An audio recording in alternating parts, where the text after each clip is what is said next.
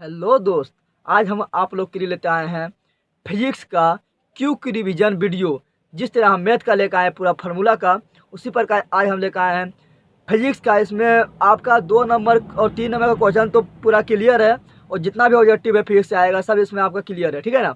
तो आप लोग इसको जरूर देखिए, और परीक्षा से पहले जिस दिन आप लोग का साइंस का एग्जाम होने वाला है उससे एक दिन पहले जरूर आप लोग देख के जाइए इसको, और इसको अधिक से अधिक शेयर कीजिए। हम पूरा एक भी चैप्टर नहीं छूटेगा, ठीक है ना। और आप लोग सिर्फ एक ही वीडियो में पूरा फिजिक्स का रिवीजन कर लीजिएगा, ठीक है। तो इस वीडियो को ज़्यादा शेयर कीजिए, जिससे 21 तारीख से पहले सभी लोग इसका लाभ प्राप्त कर सकें।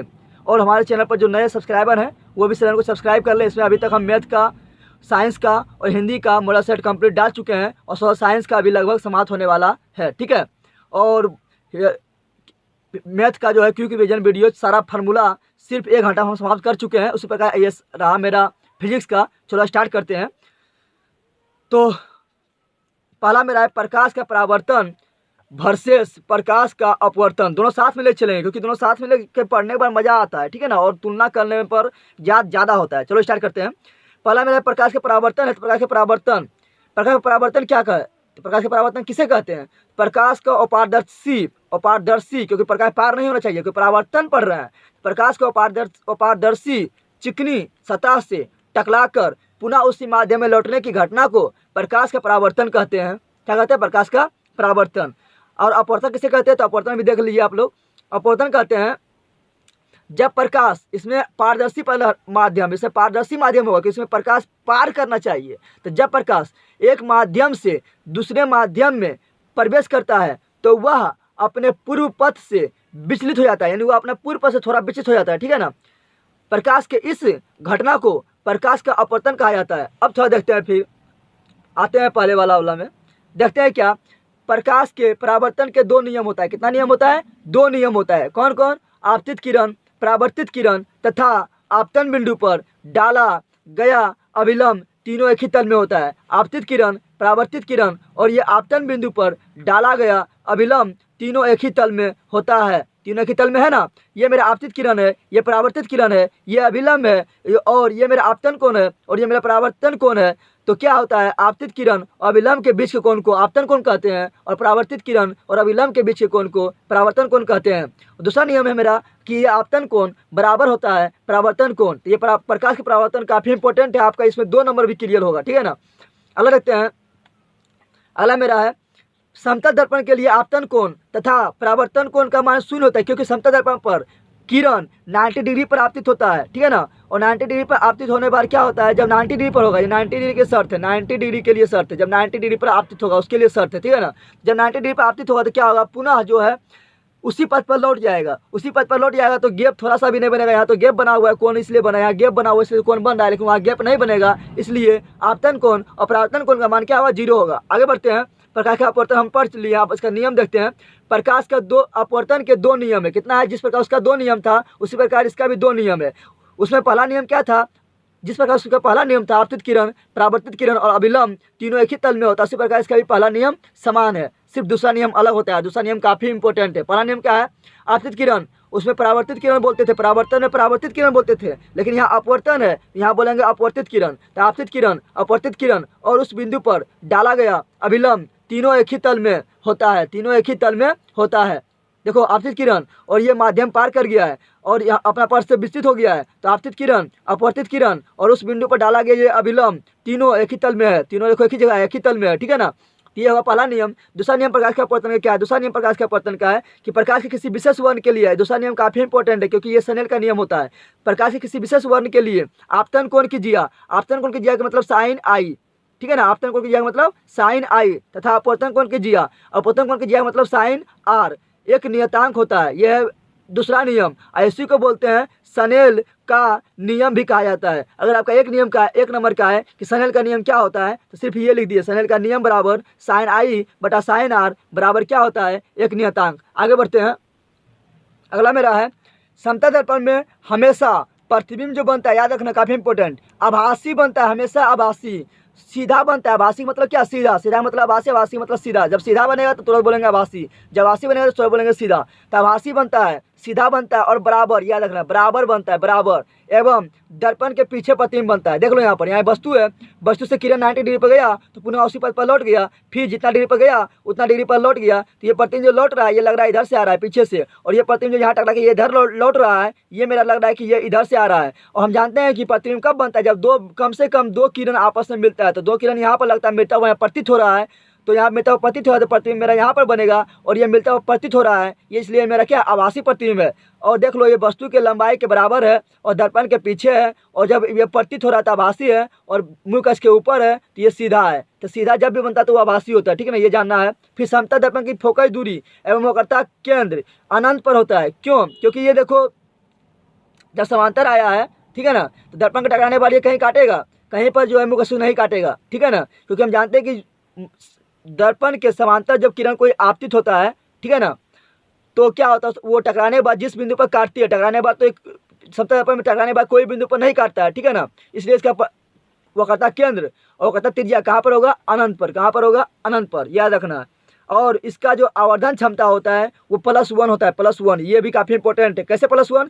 आवर्धन क्षमता का मतलब होता है कि प्रतिबिंब जो है वस्तु से कितना गुना बड़ा बन रहा है। तो यहाँ पर कितना गुना बड़ा बन रहा है, तो यहाँ पर बराबर बन रहा है, यानी एक ही गुना बड़ा है, ठीक है ना, तो 1 गुना। अलग रहते हैं सभी दर्पण एवं लेंस के लिए, ये सब दर्पण, चाहे दर्पण हो, कोई भी दर्पण हो या कोई भी लेंस हो, सभी के लिए फोकस दूरी और वक्रता केंद्र में संबंध क्या होता है, फोकस दूरी बराबर होता है r/2, फोकस दूरी बराबर होता है वक्रता केंद्र बटा 2, या इसको 2 किधर भेज दो तो होगा 2f बटा बराबर r, ठीक है, याद रखना काफ़ी इंपॉर्टेंट, इससे न्यूमेरिकल बनता है। अगला देखते हैं दर्पण सूत्र। दर्पण सूत्र होता है मेरा 1/f बराबर 1/v प्लस 1/u, और लेंस सूत्र में माइनस हो जाता है, क्या कहता है, माइनस 1/f बराबर 1/v माइनस 1/u। दर्पण सूत्र में यहाँ तो प्लस है, लेकिन दर्पण सूत्र में दर्पण में जो है आवर्धन क्षमता बोलेंगे तो यहाँ प्लस था, तो यहाँ हो जाएगा माइनस, m बराबर माइनस v बटा u। और परिभाषा से हम जानते हैं क्या, कि प्रतिबिंब की ऊंचाई बटा वस्तु की ऊंचाई को आवर्धन क्षमता कहते हैं, ये परिभाषा से, किससे है, परिभाषा से, ठीक है ना। तो m बराबर मेरा ये भी होता है और ये भी होता है। अब यहाँ ध्यान देना है कि जब लेंस सूत्र में यहाँ माइनस था तो यहाँ पर आवर्धन क्षमता बराबर होगा प्लस में, देखो v बटा u, कुछ नहीं तो प्लस है, और ये परिभाषा से ये प्राप्त होगा प्रतिबिंब की ऊंचाई बटा वस्तु की ऊंचाई। अब इसको याद करना, थोड़ा ट्रिक बता देते हैं। लेंस अगर बोलते तो लेंस का मतलब लेंस का मतलब लेस बोलो, लेस होता क्या होता है, घटा, लेस मतलब लेस हो गया, यानी घटा हो गया, तो घटा हो गया, इसमें घटा है, ठीक है ना। जब इसमें घटा है तो इसमें क्या होगा, प्लस, क्या होगा, प्लस सूत्र में, दर्पण सूत्र में या लेंस सूत्र में, ठीक है ना, याद रखना। अगला बढ़ते हैं, लेंस की क्षमता का सहायक मात्रक डायोप्टर होता है। क्या होता है, डायोप्टर, काफ़ी इंपॉर्टेंट क्वेश्चन, डायोप्टर होता है। और डायोप्टर किसको बोलते हैं, मीटर इनवर्स को ही बोलते हैं हम डायोप्टर, क्या बोलते हैं, डायोप्टर। तो ये नहीं पूछता, ये पूछा जाता है, ठीक है ना। अब देखते हैं लेंस की क्षमता, देख लेते हैं। लेंस की क्षमता बराबर होता है P बराबर 1/f, P बराबर 1/f, या f बराबर बोलो, f इधर चल जाएगा तो P मेरा ये साइड आएगा तो नीचे हो जाएगा, तो f बराबर होगा 1/p। और जहाँ f यानी फोकस दूरी हमेशा कौन सी होना चाहिए, मीटर में। किस में होना चाहिए, मीटर में। क्यों? क्योंकि यहाँ पर जो डायोप्टर होता है वो मीटर में इनवर्स में होता है, ठीक है ना, इसलिए ये हमेशा मीटर में होना चाहिए, ठीक है। आगे बढ़ते हैं। अब ये काफ़ी इंपॉर्टेंट शॉर्ट में हम बना दिए, देखो दोस्त आप लोग काफ़ी मेहनत की है और शॉर्ट में सारा हम क्लियर कर दिए। यहाँ ध्यान देना आप लोग को, जब वस्तु ये अनंत मेरा है, ये मेरा आपतन दर्पण प्रतिबिंब का बनना, सभी स्थिति हम इसी में ले लिए हैं, ठीक है ना। सभी स्थिति यहाँ मेरा क्या, फोकस दूरी है, फोकस दूरी से दुगना दूरी वक्रता केंद्र है, और वक्रता केंद्र यहाँ पर मेरा अनंत है।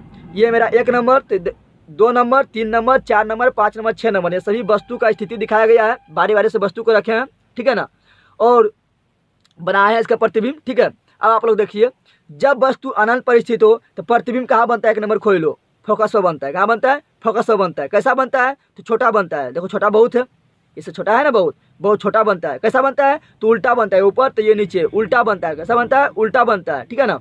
तब जब उल्टा है तो क्या मेरा, वास्तविक। उल्टा का मतलब वास्तविक, याद रखना। उल्टा बन रहा है तो उसको बोलेंगे वास्तविक, और सीधा बन रहा है तो बोलेंगे आभासी, ठीक है ना, ये याद रखना है। तो ये मेरा हुआ, ठीक है ना। अब तो वक्रता केंद्र पर है तो प्रतिबिंब बनेगा जब अनंत पर है तो प्रतिबिंब बनेगा फोकस दूरी पर, और छोटा बन रहा है और वस्तु के और वास्तविक बन रहा है और उल्टा बन रहा है। अब दूसरा नंबर, जब प्रतिबिंब अनंत और वक्रता केंद्र के बीच स्थित हो तो प्रतिबिंब कहाँ बनता है, 2 नंबर खोजो। प्रतिबिंब बनता है फोकस और वक्रता केंद्र के बीच, फोकस और वक्रता केंद्र के बीच में, छोटा बन रहा है, देख लो, इससे छोटा है ना, छोटा बनता है। और उल्टा है तो उल्टा बनता है, क्योंकि ये सीधा है, ये उल्टा है, तो वास्तविक होगा, ठीक है। अगला पूछते हैं, जब वस्तु वक्रता केंद्र पर ही हो प्रतिबिंब कहाँ बनता है, 3 नंबर खोल लो, यहाँ पर है। देखो धीरे हम इधर आते जा रहे हैं, ठीक है ना। वस्तु धीरे इधर जा रहा है धीरे धीरे, और प्रतिबिंब धीरे धीरे ये साइड आ रहा है।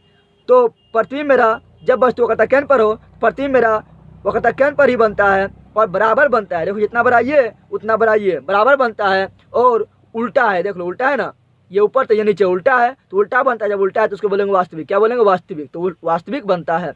अगला, जब वस्तु वक्रता केंद्र और फोकस के बीच में स्थित हो, देखो बीच में स्थित है तो प्रतिबिंब कहाँ बनता है, थोड़ा इसको और इधर लेके आओ। तो प्रतिबिंब बनता है मेरा अनंत और वक्रता केंद्र के बीच। प्रतिबिंब कैसा बनता है, तब बराबर तो हो गया, बड़ा होगा, क्या होगा, बड़ा बनता है। कब, जब वक्रता केंद्र और फोकस के बीच स्थित हो, प्रतिबिंब बड़ा बनता है। और कहाँ बनता है, तो अनंत और वक्रता केंद्र के बीच में। और कैसा बनता है, तो उल्टा बनता है। ये मेरा सीधा है तो ये मेरा उल्टा है, और उल्टा है तो ये मेरा वास्तविक है, ठीक है। अगला देखते हैं, जब प्रतिबिंब कहाँ फोकस पर हो, कहाँ पर हो, फोकस पर। तो जब अनंत पर था तो फोकस पर बन रहा था, और जब फोकस पर है तो कहाँ बनेगा, अनंत पर। यहाँ देखो डॉट डॉट दे दिए हैं, देख लो आप लोग, डॉट डॉट दे दिए, क्योंकि अनंत पर बन रहा है तो कितना बड़ा प्रतिबिंब बन रहा है इसका आना मुश्किल है, इसे डॉट डॉट दे दिए, ठीक है ना। तो कैसा बनता है, तो अनंत पर बन रहा है तो सिंपल है, बहुत बड़ा बनेगा। और देखो ये ऊपर है इसलिए सीधा है, ये मेरा क्या ऊपर है इससे सीधा है, यहाँ पर क्या उल्टा, क्या है, और जब उल्टा है तो क्या होगा, वास्तविक। और छठा स्थिति जो काफ़ी इंपॉर्टेंट है, सभी नियम को विरोध कर देता है, सभी नियम को अलग ही इसका नियम है। जो छठा स्थिति, जब वस्तु फोकस और ध्रुव के बीच स्थित हो तो प्रतिबिंब कहाँ बनता है, देख लो प्रतिबिंब, छठा नंबर खोल लो, यहाँ पर है ना। तो प्रतिबिंब बनता है दर्पण के पीछे, और कैसा बनता है, तो बड़ा बनता है। देखो इतना बड़ा वस्तु तो इतना बड़ा बन रहा है, बड़ा बनता है, ठीक है ना। और सीधा बन रहा है, क्या बन रहा है, सीधा। तो सीधा बनता है तो उसको बोलते हैं क्या, आभासी। सीधा बन रहा है यानी आभासी। और तो ये क्या होगा, सीधा बनता है, आभासी बनता है, और दर्पण के पीछे बनता है, ठीक है ना। इतना याद रखना है, कब, जब ध्रुव और फोकस के बीच स्थित होती है। हम शॉर्ट में आपको क्लियर कर दिए हैं। और इसलिए हम दोस्त अवतल दर्पण को, इसलिए हम अवतल दर्पण को ऑलराउंडर दर्पण बोलते हैं, क्योंकि इसमें छोटा प्रतिबिंब बनता है, बराबर प्रतिबिंब बनता है, बड़ा प्रतिबिंब बनता है, उल्टा बनता है, वास्तविक बनता है। सब मेरा ये सब सभी मेरा वास्तविक है। सीधा बनता है और आभासी बनता है, दर्पण के पीछे बनता है, दर्पण के सामने बनता है, यानी ये सभी नियम को फॉलो करता है। इसलिए हम अवतल दर्पण को ऑलराउंडर बोलते हैं। क्या बोलते हैं, ऑलराउंडर दर्पण। और ठीक है, और लेंस में उत्तल लेंस को ऑलराउंडर बोलते हैं। अलग देखते हैं, अलग क्या है मेरा, अवतल दर्पण का फोकस दूरी धनात्मक है। अवतल दर्पण का फोकस दूरी क्या होता है, अवतल दर्पण का फोकस दूरी ऋणात्मक होता है।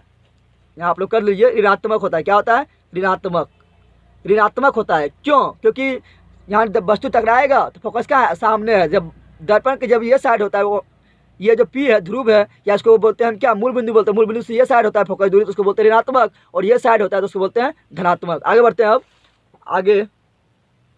उसी प्रकार मेरा यहाँ है उत्तल लेंस से प्रतिबिंब का बनना। जैसे अवतल दर्पण मेरा ऑलराउंडर था, उसी प्रकार लेंस में जो है उत्तल लेंस ऑलराउंडर होता है। इसमें भी हम एक साथ 6 प्रतिबिंब को ले लिए, 6 वस्तु को ले लिए, सबको एक ही साथ पढ़ेंगे क्योंकि हम क्यों की रिविजन कर रहे हैं, ठीक है ना।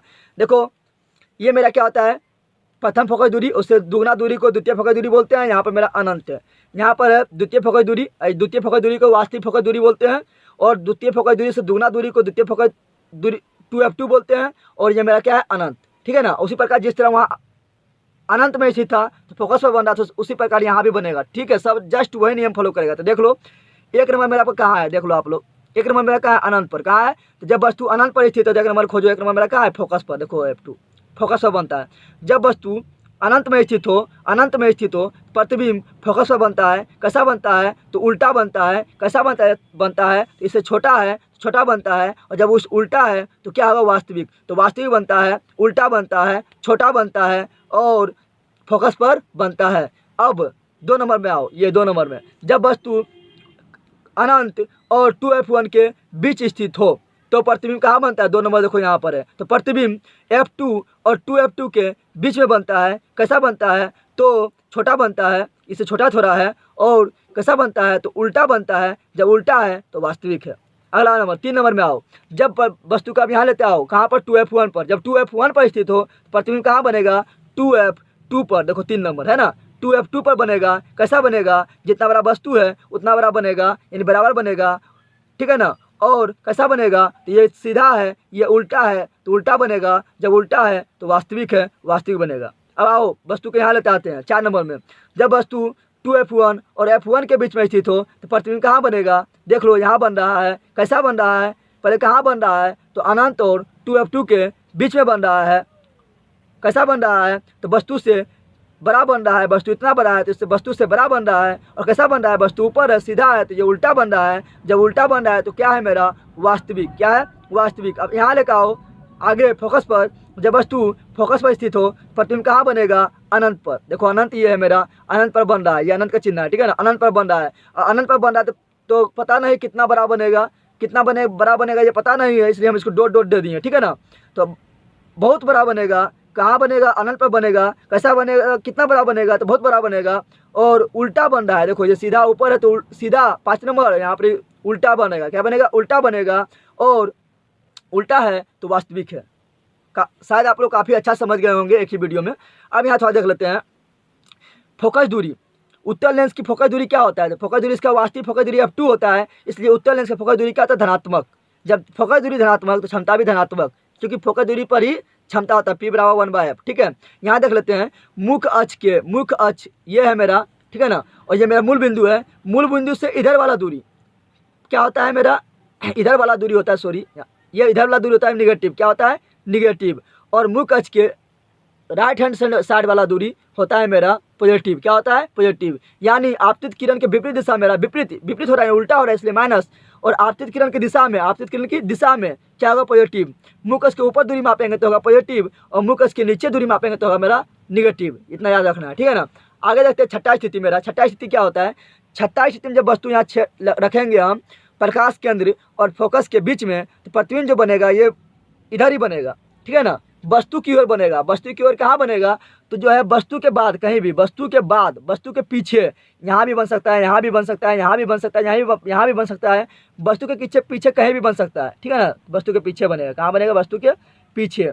जब वस्तु के पीछे तो बनेगा ही, लेकिन बड़ा बनेगा। क्या बनेगा, बड़ा बनेगा। और ऊपर बन रहा है तो ये मेरा क्या है, सीधा। और सीधा है तो वास्तविक, सीधा है तो आभासी है, सीधा है तो आभासी है। तो जब वस्तु फोकस और प्रकाश केंद्र के बीच स्थित हो, F1 और प्रकाश केंद्र के बीच स्थित हो, तो प्रतिबिंब मेरा वस्तु के पीछे बनता है, वस्तु के पीछे बनता है, आभासी बनता है, आभासी है यानी सीधा बनता है, और वस्तु से बड़ा बनता है। चलो शायद आप लोग काफ़ी अच्छी तरह से समझ गए होंगे। चलो अगला देखते हैं, उत्तल दर्पण में प्रतिबिंब का बनना। अब क्या है, उत्तल दर्पण में प्रतिबिंब का बनना, ठीक है ना। उत्तल दर्पण में देख लेते हैं प्रतिबिंब का बनना। तो उत्तल दर्पण में सिर्फ एक ही प्रतिबिंब बनता है, ठीक है ना। वो क्या बनता है, हमेशा आभासी, हमेशा सीधा, और हमेशा वस्तु के दर्पण के पीछे। तो वही यहाँ पर देखो, यहाँ पर समांतर किरण आया था और टकरा के इधर लौट गया, तो इधर लौट गया, लग रहा है किधर से आ रहा है, तो लग रहा है मेरा पीछे से आ रहा है। ये यहाँ पर आया था जितना डिग्री पर उतना डिग्री पर लौट गया, और ये लग रहा है किरण किधर से आ रहा था, इधर से। और जहाँ पर दो किरण आपस में मिलता है, प्रतिबिंब वहाँ बनता है। प्रतिबिंब मेरा यहाँ बन रहा है, कहाँ बन रहा है, यहाँ पर, ठीक है ना। तो इस प्रकार मेरा प्रतिबिंब कहाँ बनता है, वस्तु से छोटा बनता है, सीधा प्रतिबिंब बन रहा है, ये भी ऊपर तो ये भी ऊपर सीधा बन रहा है, और वस्तु से छोटा बन रहा है, और सीधा बन रहा है, और आभासी बन रहा है, और हमेशा दर्पण के पीछे बनता है। लेकिन एक चीज़ याद रखना, दर्पण के पीछे बनेगा, लेकिन कहाँ बनेगा, तो फोकस ध्रुव और फोकस के हमेशा बीच में बनेगा। हमेशा याद रखना, कब, जब वस्तु दर्पण के सामने रखा हो। लेकिन एक स्थिति इसमें और होता है, जब वस्तु इसमें क्या होगा, फोकस पर रखा रहेगा तो अनंत पर बनेगा, बस यही। लेकिन ये नहीं, उतना इंपॉर्टेंट नहीं है। जब फोकस पर स्थित रहेगा तो अनंत में बनेगा, ये इसमें नियम लागू होता है, लेकिन वो उतना इंपॉर्टेंट नहीं है। बस यही इंपॉर्टेंट रखना है कि जब वस्तु दर्पण के सामने रहेगा तो प्रतिबिंब हमेशा, उत्तल दर्पण में जब वस्तु दर्पण के सामने रहेगा तो प्रतिबिंब हमेशा जो है आभासी बनेगा, सीधा बनेगा, वस्तु से छोटा बनेगा, और दर्पण के पीछे बनेगा, ठीक है। यहाँ देख लेते हैं, आप उत्तल दर्पण देख लिए। अब देखते हैं हम क्या, अवतल लेंस में। अवतल लेंस में भी एक ही प्रकार का प्रतिबिंब बनता है। लेंस की बात कर रहे हैं दोस्त, लेंस का, अवतल लेंस की बात कर रहे हैं। इसमें भी क्या होता है, समांतर किरण आया था तो आधार की ओर मुड़ गया, तो ये लग रहा है कि किरण इधर से आ रहा है। और यहाँ पर जब हम जानते हैं कि जब किरण प्रकाश केंद्र से होकर जाती है तो पुनः बिना मुड़े निकल जाती है, और ये दोनों क्या काट रहे हैं, यहाँ पे काट रही है, ठीक है ना। ये काटते हुआ प्रतीत हो रहा है, ठीक है ना।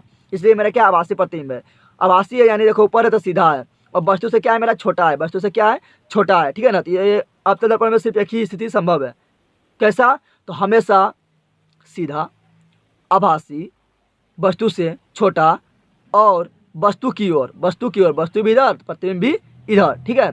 और हमेशा प्रतिबिंब बनेगा प्रकाश के अंदर फोकस के बीच, प्रकाश के अंदर फोकस के बीच बनेगा, प्रकाश के अंदर फोकस के बीच, इसको F1 दे दो, प्रकाश के अंदर फोकस के बीच बनेगा, ठीक है ना। लेकिन एक स्थिति इसमें भी है कि जब वस्तु फोकस पर स्थित रहेगा तो अनंत में बनेगा, ठीक है। आगे बढ़ते हैं। तो यहाँ पर प्रकृति इसका लिखा हुआ है, इसका प्रकृति लिखा हुआ है स्थिति वस्तु की ओर, प्रकृति आभासी सीधा और आकार छोटा, ठीक है ना। और इसका भी वही होगा, इसका प्रकृति यहाँ लिखा था, इसका प्रकृति भी वही। स्थिति कहाँ है? पीछे। दर्पण की प्रतिबिंब कहाँ बना है? पीछे। प्रकृति कैसा है? आभासी सीधा और आकार कैसा है? छोटा, देख लो छोटा है, ठीक है, तो वही है। आगे बढ़ते हैं। उत्तल दर्पण एवं, नोट में लिखा हुआ है क्या? उत्तल दर्पण एवं अवतल लेंस को अपसारी लेंस कहते हैं। क्यों? क्योंकि उत्तल दर्पण एवं अवतल लेंस दोनों किरणों को फैलाने का काम करता है, इसलिए इसे अपसारी लेंस कहा जाता है। और एवं इसमें प्रतिबिंब हमेशा क्या बनता है? आभासी। आभासी याद रखना, ये दोनों बताएं, उत्तल दर्पण, ये दोनों अभी आप लोग को देखे थे, उत्तल दर्पण और अवतल लेंस। इसमें प्रतिबिंब क्या होता है? हमेशा आभासी बनता है, ठीक है ना, और सीधा बनता है और छोटा बनता है, ठीक है ना। एक चीज़ और यहाँ पर लिख दिए हम, अवतल दर्पण बोले या अवतल लेंस बोले, ये दोनों में सिर्फ एक ही चीज़ समानता है। एक ही चीज़ क्या समानता है? कि फोकस दूरी अवतल दर्पण और अवतल लेंस है, बाकी इस बात सभी चीज़ एक दूसरे का उल्टा है। लेकिन अवतल दर्पण और अवतल लेंस में एक ही चीज़ समानता है, वो है क्या? कि फोकस दूरी दोनों का क्या होता है? निगेटिव। फोकस दूरी दोनों क्या होता है? निगेटिव। और उत्तल दर्पण और उत्तल लेंस में दोनों में एक ही चीज़ समानता है, बाकी सब उल्टा काम करता है। एक ही चीज़ समानता क्या है? कि दोनों का जब फोकस दूरी क्या होता है? पॉजिटिव। क्या होता है? पॉजिटिव। अब देखते हैं अगला, अवतल दर्पण का उपयोग। अवतल दर्पण का उपयोग कहाँ है? तो अवतल दर्पण का उपयोग होता है दाढ़ी बनाने में, डॉक्टर द्वारा कान, नाक, गला, दांत की जांच में, सोलर भट्टी में भी किया जाता है, सोलर कुकर में भी अवतल दर्पण का यूज किया जाता है, और गाड़ी के हेडलाइट एवं सर्च लाइट में भी अवतल दर्पण का यूज किया जाता है। आगे बढ़ते हैं। आगे मेरा है उत्तल दर्पण का उपयोग। उत्तल दर्पण का उपयोग कहाँ पर है? तो उत्तल दर्पण का उपयोग होता है साइड मिरर के रूप में पीछे का वस्तु देखने के लिए, और एक काफ़ी इंपॉर्टेंट सरल सूक्ष्मदर्शी में भी यहाँ पर सरल सूक्ष्मदर्शी में उत्तल लेंस का होगा। क्या होगा? दर्पण का नहीं, लेंस का, उत्तल लेंस का।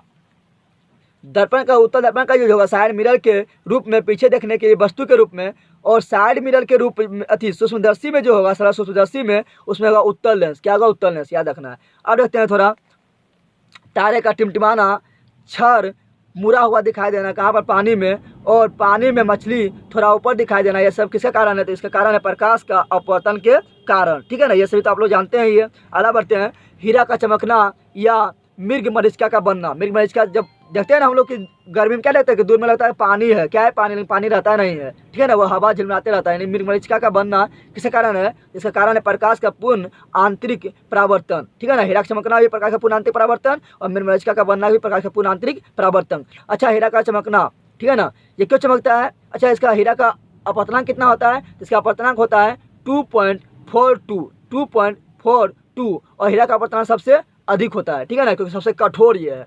अगर देखते हैं अपवर्तनांक का सूत्र। अपवर्तनांक का सूत्र क्या होता है? अपवर्तनांक बराबर होता है कि निर्वात में प्रकाश की चाल, यानी निर्वात में प्रकाश की चाल है कितना? 3 × 10⁸ मीटर पर सेकेंड, वो लिख दो। और उस माध्यम में प्रकाश की चाल, जिस माध्यम को निकालना है, जैसे पानी का निकालना है, पानी में कितना होता है? 2.25 लाख किलोमीटर पर सेकेंड, तो वो लिख दो। या कांच का निकालना है, तो कांच में कितना होता है? 2 लाख किलोमीटर पर सेकेंड, वो लिख दो, और भाग दे देंगे तो आ जाएगा उसका अपवर्तनांक। आगे देखते हैं आपेक्षिक अपवर्तनांक। आपेक्षिक अपवर्तनांक मतलब क्या होता है? आपेक्षिक अपवर्तनांक मतलब होता है दो माध्यम के निरपेक्ष अपवर्तनांक के अनुपात, ठीक है, जैसे पानी का अपवर्तनांक बटा कांच का अपवर्तनांक, तो ये होगा आपेक्षिक अपवर्तनांक। तो दो माध्यम के निरपेक्ष अपवर्तनांक के अनुपात को आपेक्षिक अपवर्तनांक कहा जाता है। आप लोग लास्ट जो देखिए, आप लोग काफ़ी चीज़ देखना मिलेगा। ये तो रामबाण आपके लिए साबित होने वाला है, ठीक है ना, परीक्षा के लिए। वास्तविक प्रतिबिंब को पर्दे पर प्राप्त किया जा सकता है, सभी जानता है, लेकिन आभासी प्रतिबिंब को पर्दे पर प्राप्त नहीं किया जा सकता है, ठीक है ना, ये काफ़ी इंपॉर्टेंट है। अच्छा, पार्श्विक विस्थापन किसे कहते हैं? पार्श्विक विस्थापन कहते हैं आपतित किरण और निर्गत किरण के बीच की लांबिक दूरी। जैसे देखो, ये मेरा क्या आपतित किरण है, और यहाँ पर एक किरण क्या हो रहा है? इस कांच से निकल रहा है, ठीक है ना। तो ये आपतित किरण और निर्गत किरण के अगर आगे बढ़ा आपतित किरण को, और निर्गत किरण लग रहा है ये पीछे से आ रहा है, तो इसको पीछे बढ़ाते हैं, तो दोनों के बीच की जो लांबिक दूरी होगा, लांबिक दूरी जो होगा, लंबवत दूरी होगा, उसको बोलेंगे क्या? हम उसको बोलेंगे पार्श्विक विस्थापन। आगे बढ़ते हैं। आगे मेरा है मानव नेत्र वायुमंडलीय अपवर्तन वन विक्षेपण। आगे चैप्टर नंबर 2 में इसमें देखते हैं क्या मानव नेत्र में क्या होता है कोर्निया। कोर्निया कैसा होता है उत्तल आकार का, कैसा होता है उभरा हुआ रहता है, ठीक है ना, उभरा हुआ रहता है। और ये क्या होता है पारदर्शी, क्योंकि इससे प्रकाश पार होना चाहिए, ठीक है, पारदर्शी होता है। इसमें आयरिस भी होता है मानव नेत्र में। आयरिस क्या होता है सिकुड़ने फैलने वाले डायफ्राम के रूप में काम करता है और ये पुतली को सिकुड़ाता फैलाता है, क्योंकि ये सिकुड़ता है तो पुतली को भी सिकुड़ाता फैलाता है, ठीक है ना। डायफ्राम के रूप में काम करता है, जिस प्रकार कैमरा में डायफ्राम के रूप में काम करता है शटर, उसी प्रकार ये काम करता है, ठीक है ना। अगला देखते हैं, यह आँख के लेंस से होकर जाने वाली प्रकाश के परिणाम को नियंत्रित करता है। क्यों करता है नियंत्रित? क्योंकि ये सिकुड़ने फैलने काम कराता है, इसलिए नियंत्रित करता है, प्रकाश को जाने वाले प्रकाश को नियंत्रित करता है। अगला देखते हैं, पछमावी पेशिया भी जो आँख में पाया जाता है या सीरियली पेशिया भी उसको बोलते हैं, इसका क्या काम है? तो यह लेंस को लटकाने में सहायता प्रदान करता है। ये लेंस को एक स्थान पर स्थित रख कर लटकाने में सहायता प्रदान करता है, ठीक है ना। अगला देखते हैं पुतली। पुतली क्या होता है? पुतली आयरिस या परितारिका, आयरिस या परितारिका दोनों एक ही नाम है, दोनों का एक ही सिर्फ नाम अलग अलग है लेकिन एक ही चीज़ है, ठीक है ना। तो पुतली क्या है? आयरिस और परितारिका के बीच के जो छिद्र होता है, आप लोग आँख में देखते हैं तो एक ठो काला के बीच में भी एक ठो पूरा ज़्यादा ब्लैक रहता है, ठीक है ना, गहरा ब्लैक रहता है, थोड़ा सा छिद्र जैसा नहीं रहता है, उसको बोलते हैं पुतली। क्या बोलते हैं? पुतली। से प्रकाश है हमारे आंखों में प्रवेश करता है, ठीक है ना, और रेटिना पर लेंस होते हुए रेटिना पर जाता है, ठीक है। आगे देखते हैं लेटिना। लेटिना पर क्या होता है? आँख में लेटिना पाया जाता है। इसमें क्या होता है? वास्तविक प्रतिबिंब बनता है। लेटिना पर हमेशा वास्तविक बनता है, उल्टा बनता है और छोटा प्रतिबिंब बनता है। ये काफ़ी इंपॉर्टेंट है। जलीय द्रव किसे कहते हैं? तो कोर्निया और नेत्र लेंस के बीच, कोर्निया और नेत्र लेंस की बात कर रहे हैं, उसके बीच जो द्रव रहता है उसको बोलते हैं जलवीय द्रव, और काचा द्रव किसको बोलते हैं? काचाभ द्रव बोलते हैं। लेटिना और नेत्र लेंस के बीच जो द्रव पाया जाता है उसको बोलते हैं हम काचाभ द्रव। अच्छा, समंजन क्षमता आते हैं। समंजन क्षमता मेरा क्या है? तो यहाँ पर लिख दिया, उसकी परिभाषा नहीं कि समंजन क्षमता क्या है। चाहे नज़दीक का वस्तु हो चाहे दूर का वस्तु हो, हम उसे साफ साफ स्पष्ट देख लेते हैं। ये क्यों होता है? ये होता है क्या हमारे आँख का जो है फोकस दूरी बदल कर देखता है, और ये किसके सहायता से होता है? इस तरह फोकस दूरी किसके सहायता से बदलता है? तो सीरियली मांसपेशियाँ उस पर दबाव बनाता है, ठीक है। सीरियली मांसपेशियाँ के तनाव के घटने बढ़ने से हमारा फोकस दूरी जो है क्या होता है? बदलता है, जिसके कारण हम चाहे नज़दीक की वस्तु हो या दूर का वस्तु हो अच्छी तरह से स्पष्ट देख सकते हैं। इसी को बोलते हैं समंजन क्षमता। दृष्टिपरास क्या है? दृष्टिपरास मेरा है दूरबिंदु। दूरबिंदु मेरा क्या है? आँख के लिए अनंत है, और निकट बिंदु हमारा आँख के लिए क्या है? 25 सेंटीमीटर है। ये दोनों के बीच के जो दूरी होता है उसी को बोलते हैं दृष्टिपरास। अब काफ़ी इंपॉर्टेंट आ रहा है, काफ़ी इंपॉर्टेंट देख लीजिए, ये है मेरा दृष्टि दोष जो काफ़ी इंपॉर्टेंट है, इसको आप लोग ध्यान से देखिएगा। दृष्टि दोष, ठीक है ना। इससे दृष्टि दोष कितना होता है? 3 होता है, निकट दृष्टि दोष, दूर दृष्टि दोष और जरा दृष्टि दोष। एक हम लिख दिए और बिंदुकता, इसको पढ़ना है, ठीक है ना। इसको भी, इसके बारे में थोड़ा जान लीजिए। निकट दृष्टि दोष का उपचार बताए थे। 3 अक्षर वाला है तो 4 अक्षर वाला से उसका उपचार होगा। 4 अक्षर वाला क्या है? अवतल लेंस। क्या है? 4 अक्षर किस लेंस में आता है? तो अवतल, ओ तो लो 4 आता है, इसका उपचार होगा अवतल लेंस से, तो इसका उपचार अवतल लेंस से। ये 2 अक्षर वाला है, दूर, 2 अक्षर है ना, तो इसका उपचार होगा 3 अक्षर वाला लेंस से। 3 अक्षर किस लेंस में आता है? तो ऊ तो लो, उत्तल में, तो इसका उपचार होगा उत्तल लेंस से, ठीक है ना। और इसका उपचार होगा जरा दृष्टि दोष का दोनों लेंस यानी बाइफोकल लेंस। इसमें अवतल भी रहेगा उत्तल भी रहेगा, उसको बोलते हैं बाइफोकल लेंस या द्विफॉक्सी लेंस। अच्छा, निकट दृष्टि दोष होने का कारण क्या है? निकट दृष्टि दोष पहले किसे कहते हैं? तो निकट दृष्टि दोष में क्या होता है? हमारे निकट की वस्तु तो दिखाई देता है, जो दोष रहेगा वही वस्तु दिखाई देगा स्पष्ट रूप से, यह ध्यान देना है। तो निकट की वस्तु तो दिखाई देगा, लेकिन जब दूर की वस्तु दिखाई नहीं देगा तो निकट दृष्टि दोष बोलेंगे। और दूर दृष्टि दोष में क्या होगा? दूर दृष्टि दोष में दूर की वस्तु तो दिखाई देगा लेकिन निकट की वस्तु दिखाई नहीं देगा, उसको बोलेंगे दूर दृष्टि दोष। और जरा दृष्टि दोष में क्या होगा? जरा दृष्टि दोष में नहीं तो निकट की वस्तु और नहीं तो दूर की वस्तु स्पष्ट रूप से हमें दिखाई देता है। अच्छा, निकट दृष्टि दोष में क्या होता है? इसके निकट दृष्टि दोष क्यों बोलते हैं? क्योंकि इसमें जो है जो हमारे आँख में प्रकाश प्रवेश करता है वो रेटिना के पहले ही सामने ही क्या होता है? कट जाता है, ठीक है, सामने ही मिल जाता है। तो वही यहाँ पर है, यानी इसमें क्या होता है? इसमें नेत्र गोलक का लंबा हो जाना। निकट दृष्टि दोष में जब नेत्र गोलक लंबा हो जाता है तो जो प्रकाश है रेटिना पर नहीं मिल पाता, उससे पहले ही मिल जाता है, ठीक है ना। तो इसमें निकट दृष्टि दोष का कारण क्या है? कि इसमें नेत्र गोलक लंबा हो जाता है। और क्या होता है? नेत्र लेंस मोटा हो जाता है। मोटा हो जाने के कारण क्या होता है? क्षमता बढ़ जाता है लेंस का, क्षमता बढ़ जाता है तो क्या होता है? वो किरण को अधिक मोड़ता है, और जब किरण को अधिक मोड़ेगा तो पहले ही किरण कट जाएगा, रेटिना पर पहुंच नहीं पाएगा, ठीक है ना। इसलिए क्या होगा? निकट दृष्टि दोष उत्पन्न हो जाएगा, ठीक है ना। अगला क्या है? यहाँ पर जिसकी नेत्र लेंस मोटा हो जाता है, जिससे क्या होता है, जिससे फोकस दूरी कम हो जाता है। फोकस दूरी कम हो जाता है क्योंकि किरण पहले ही मुड़ता है, तो इसलिए फोकस दूरी उसका क्या होता है, कम हो जाता है। ठीक है ना। अच्छा, दूरदृष्टि दोष के कारण क्या है, दूरदृष्टि दोष में क्या होता है, इसमें जो प्रकाश जो करता है एक दूसरे को काटता है, रेटिना के पार जाकर काटता है, पार जाकर, इसलिए हम दूर की वस्तु स्पष्ट रूप से दिखाई नहीं देता है। ठीक है ना। इन्हें पार क्यों चला गया, यानी नेत्र गोला जो छोटा हो गया, छोटा हो जाएगा तो ना कोई पार चला जाएगा, तो नेत्र गोला का इसमें क्या जाता है, छोटा हो जाता है, क्या जाता है, छोटा। और क्या होता है इसमें, नेत्र गोला छोटा हो जाता है और नेत्र लेंस पतला हो जाता है। जब नेत्र लेंस पतला होगा तो सिंपल सी बात है, उसका क्षमता घट जाएगा। जब क्षमता घटेगा तो किरण को मोड़ नहीं पाएगा, जब किरण को मोड़ नहीं पाएगा तो किरण अत्यधिक दूर पर जा कटेगा, और जब किरण अत्यधिक दूर पर जाके जब कटेगा तो वो क्या होगा, रेटिना पार कर जाएगा। ठीक है ना। रेटिना पार, इसलिए यहाँ पर क्या होता है, रेटिना के पार में क्या होता है, प्रतिबिंब बनता है और इसका फोकस दूरी अधिक हो जाता है, क्योंकि अधिक दूरी में काट रहा है तो फोकस दूरी मेरा क्या है, अधिक है। जरा दृष्टि दोष का कब होता है, जब वृद्धावस्था में होता है। कब होता है, वृद्धा अवस्था में होता है। ठीक है ना। और समझन क्षमता घट जाना, यानी जो बताया समझन क्षमता, हम तो क्या बताए थे कि हम वस्तु नज़दीक हो या दूर स्थित हो, वस्तु को हम साफ साफ देख सकते हैं, ये मेरा क्या समझन क्षमता है। तो वही समझन क्षमता जो घट जाता है, यानी शरीरीय मांसपेशियाँ जो है अच्छी तरह से लेंस पर तनाव नहीं बना पाता है। ठीक है ना। अगला है मेरा ओ बिंदुकता। ओ बिंदुकता का उपचार क्या जाता है, बेलनाकार लेंस से। किसे क्या जाता है, बेलनाकार लेंस से। अच्छा, ओ बिंदुकता में क्या होता है, ओ बिंदुकता में जो होता है, जो मेरा 36 कटार दे दे और ऊर्ध्वाधर कटार दे दे और दोनों को बोले स्पष्ट रूप से देखने के लिए, तो जिसको ओ बिंदुकता हो रहेगा वो दोनों रेखा को एक साथ स्पष्ट रूप से नहीं देख पाता है। ठीक है ना। एक बात इधर से दे दिया है, सीधा खड़ा कर दिया है, सुता दिया है, और उसको बोलेगा स्पष्ट रूप से दोनों देखने तो नहीं देख पाएगा। इसका उपचार क्या होता है, बेलनाकार लेंस से। ठीक है ना। आगे बढ़ते हैं। अगला मेरा है वायुमंडलीय अपवर्तन बोलो या प्रकाश का अपवर्तन बोलो। ठीक है ना। अच्छा, तारे का टिटवाना किसका कारण है, तो वायुमंडलीय अपवर्तन या प्रकाश का अपवर्तन, दोनों में से जो दिया रहा ऑप्शन में दोनों सही है। सूर्योदय से पहले एवं सूर्यास्त के बाद भी सूर्य का दिखाई देना, ये किसके कारण होता है, तो ये होता है वायुमंडलीय अपवर्तन के कारण होता है। ठीक है ना, या प्रकाश के अपवर्तन के कारण। और ये पहले सूर्य उगने से पहले हम लोग को सूर्य दिखाई देने लगता है, और सूर्य डूब जाने के बाद भी हम लोग को सूर्य दिखाई देता है। तो इससे क्या होता है, इससे 4 मिनट का समय बढ़ जाता है, 4 मिनट का समय बढ़ जाता है। ठीक है ना। आगे देखते हैं प्रकाश के वर्ण विक्षेपण। ठीक है ना। प्रकाश के वर्ण विक्षेपण के कारण क्या होता है, इंद्रधनुष का बनना किसका कारण है, तो इंद्रधनुष का बनना प्रकाश के वर्ण विक्षेपण का कारण है। ठीक है ना। और अब देखते हैं यहाँ पर मेरा रंग होता है 7, ब जो होता है मेरा रंग जिसको हम देख सकते हैं, वो रंग होता है बैजानीहपीनाला। इंग्लिश में बोलो VIBGYOR, VBGOR। चलो देखते हैं आप, बैगनी। देखो क्या है यहाँ पर, यहाँ तीर मार दिया, हम इधर जा रहे हैं तीर से। ठीक है ना।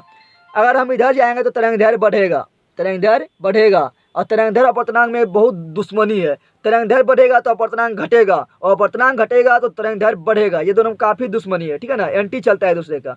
तो देखो बैंगनी का जो अपवर्तनांक जो होता है ना, अपवर्तनांक मतलब मुड़ना, कितना मुड़ रहा है, और तरंगदैर्घ्य मतलब होता है सीधा चलना, कितना सीधा चल रहा है।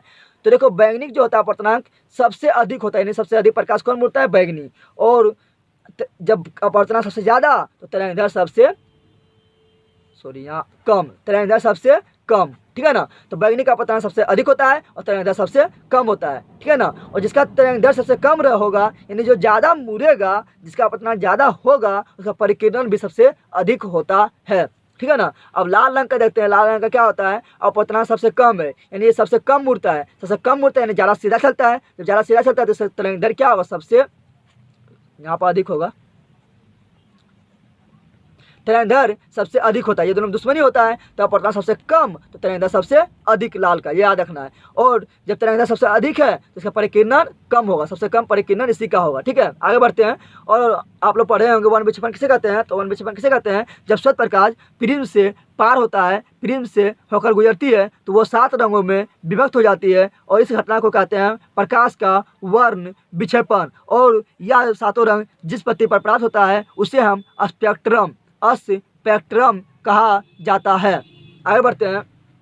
प्रकाश का परिकिरण, प्रकाश का परिकिरण किसे कहते हैं, तो प्रकाश का छोटे छोटे कणों से टकरा कर छितर जाना, ठीक है ना, छितराना प्रकाश का परिकिरण कहलाता है।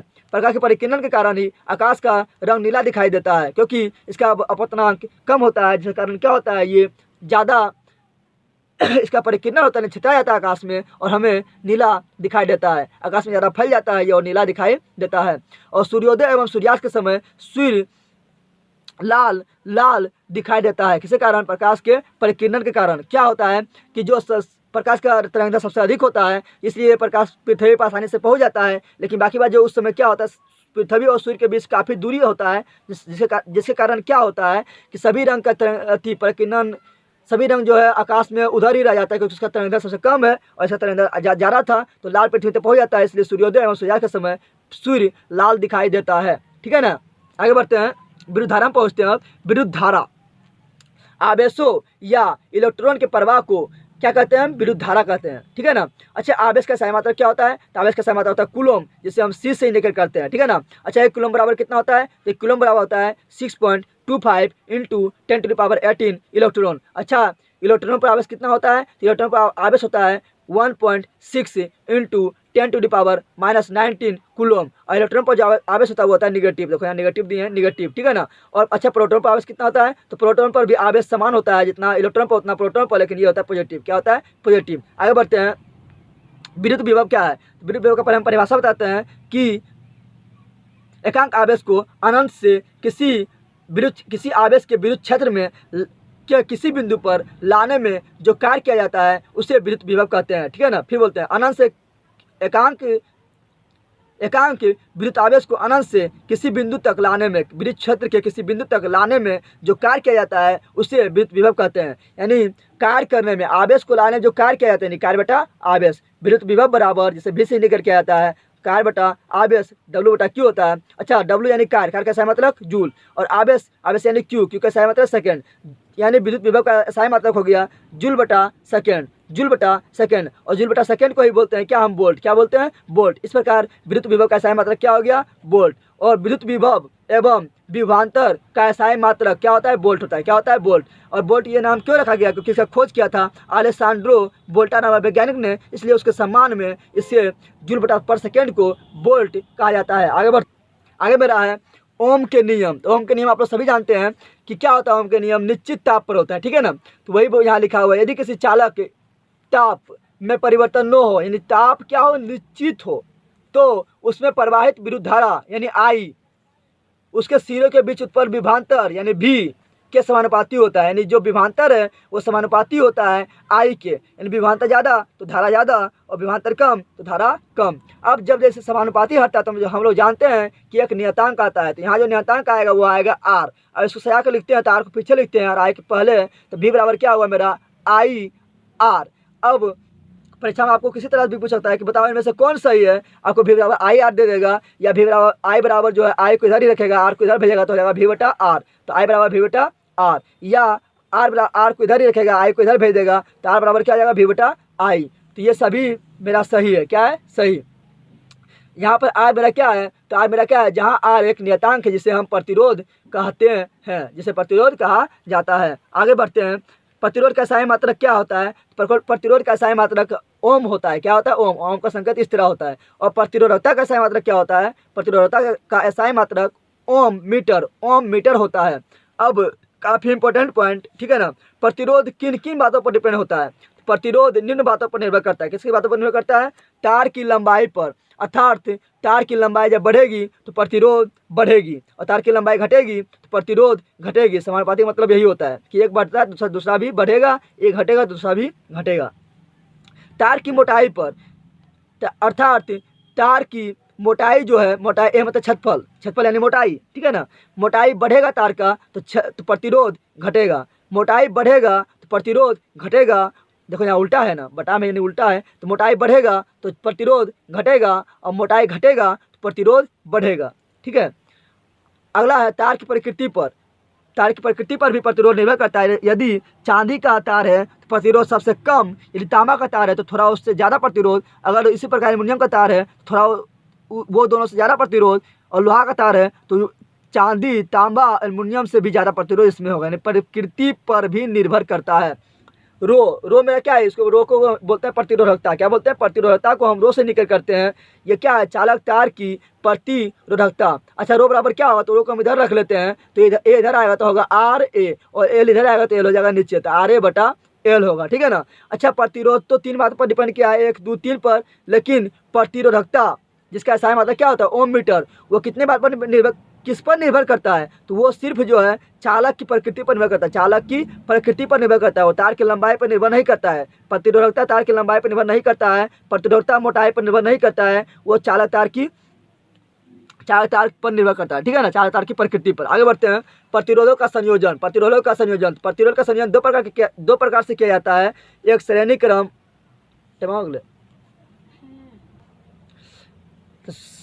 संयोजन जो है दो प्रकार का होता है। पहला है श्रेणी क्रम, दूसरा है समांतर क्रम। श्रेणी क्रम में क्या होता है, इसमें सीरीज में जुटता है, एक के बाद एक जुटते चल जाएगा। और समांतर क्रम में एक दूसरे के पैरेलल समांतर क्रम में जुटता है। अब इसमें समझते हैं कि श्रेणी क्रम में क्या होता है। श्रेणी क्रम आर और एस मतलब सीरीज, यानी श्रेणी क्रम में क्या होता है, श्रेणी क्रम बराबर तुल्य प्रतिरोध जो है श्रेणी क्रम में क्या होता है, R1 जोड़ R2 जोड़ R3 सीधे जुट जाता है, ठीक है ना। श्रेणी क्रम में प्रतिरोध सीधे जुट जाएगा। और समांतर क्रम में क्या होगा, प्रतिरोध जो है वो तुल्य प्रतिरोध निकालने के लिए उसको उल्टा करके जोड़ेंगे, सभी को उल्टा करके, क्या करके, उल्टा करके। तो याद रखना, श्रेणी क्रम में सीधे जुटता है और समांतर क्रम में उल्टा होकर जुटता है, ठीक है ना।